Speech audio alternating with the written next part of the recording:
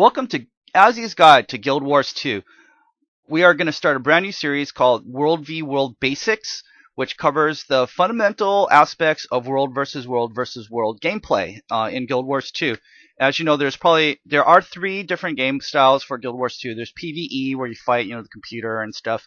There's structured PvP, where it's like arena combat, 5 versus 5, maybe 8 versus 8 later on, where it's a lot more skills based. And then there's World v World, where you, along with your server mates, fight against two other servers over a 2-week period in a match to score as many points you can by holding different objectives like supply camps, towers, keeps, and Stone Mist Castle. There's also all these different elements, which I'll go over in a short bit about, like in World v World, which makes it a really awesome game. To me, World v World is like a real-time strategy game, like StarCraft or something, where you have all these units working together, fighting over objectives all over the map, fighting over resources, and then they got to come together and work together in order to win. So I view myself like a little Zergling running around on the map, working with other Zerglings to help swarm a point, or to maybe be like those, Nova and those stealth snipers, and we're doing strategic strikes, launching nukes and stuff. Yeah, I don't know. But anyways,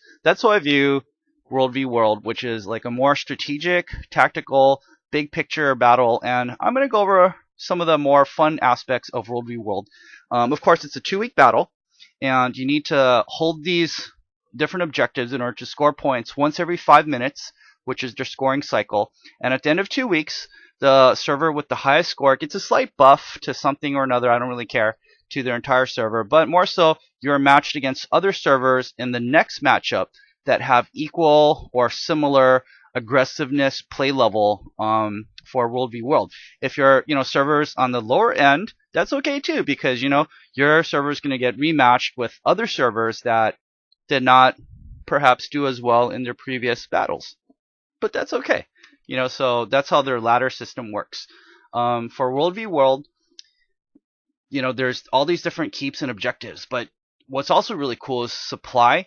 You need supply to build different siege weapons, and supplies, generated from the supply camps, and then you can use, blueprints to build siege weapons like ballistas, rams, trebuchets. Trebuchets launch cows, which is really cool. Catapults, and there's even like a little mini mech, the siege golem. So you're running around like in this golem suit, going around pounding stuff down. That's really fun. There's also different mercenary camps throughout these maps. There's 4 maps total. The central map is Eternal Battlegrounds, which has Stone Mist Castle.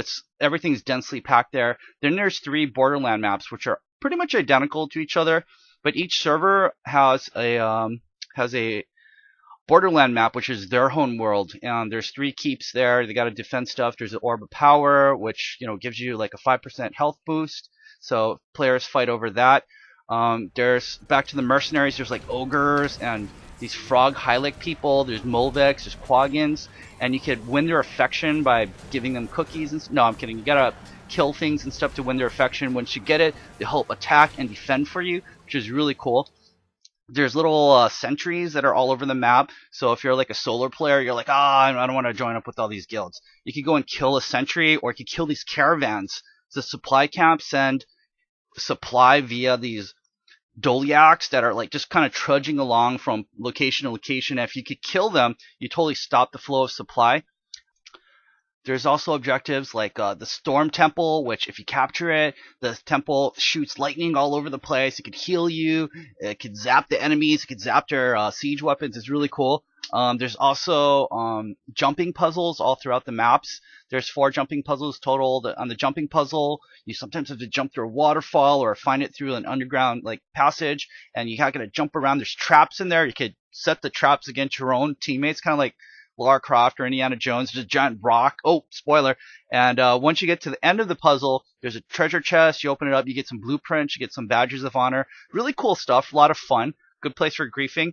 On the World v World maps, there's also skill points challenges, so you could go and do them and gather skill points for your character. There's, other side quests you could do. If like everything's kind of dead, you could kill like mosquitoes and stuff. I mean, not the most fun, but there's all that stuff. And so, there's a lot of fun elements to World v World. And to me, it's the most fun aspect of Guild Wars 2, but that's me. You know, other people like story, other people like competition, like the arena style competition. But for me, massive player versus player combat is what I truly love and adore about Guild Wars 2. And we will do a whole series, hopefully, to cover like some of the basic fundamental elements. And I hope you watch them. I hope they actually come out in time, and I hope you enjoy. So thank you for watching. Just our most basic what is World v World video, and we'll get into